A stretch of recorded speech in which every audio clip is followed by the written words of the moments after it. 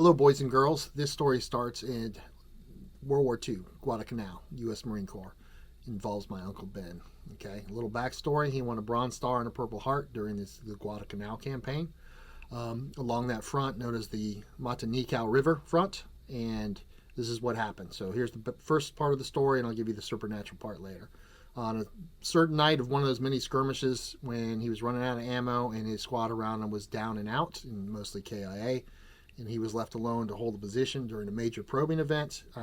4 grenades were thrown into his hole. He scooped 3 out with a helmet, and he missed the 4th one. So he turned away, took the explosion in his back, and he was knocked unconscious. When he came to, and he didn't know why, the guy didn't just stab him or shoot him.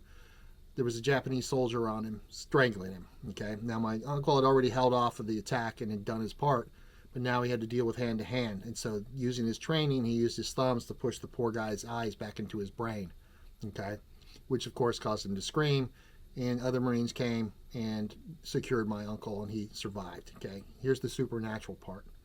He and many other Marines that were at Guadalcanal swore to this, that besides the salt crocodiles taking bodies, there were times, okay, around full moon, where they swore that there were creatures like ghouls coming to get the dead from the rivers and beyond. And they were pale, and they were like angular shaped and very skinny and bony. And this is not the only time I've heard this story from the Pacific. Okay, this pertains to SARU and the unit known as Bad Karma that I've been telling you guys about from the 80s in the Marine Corps. There are other weird tales of this in the Pacific, but they swore that they saw ghouls, if you can believe it or not. So it's bad enough that you're dealing with crocodiles, which American Marines misnamed as alligators. In fact, they had an alligator creek. It was just full of salties, of course. So my uncle, who's a certified war hero, also swore to his dying day that they saw ghouls on Guadalcanal.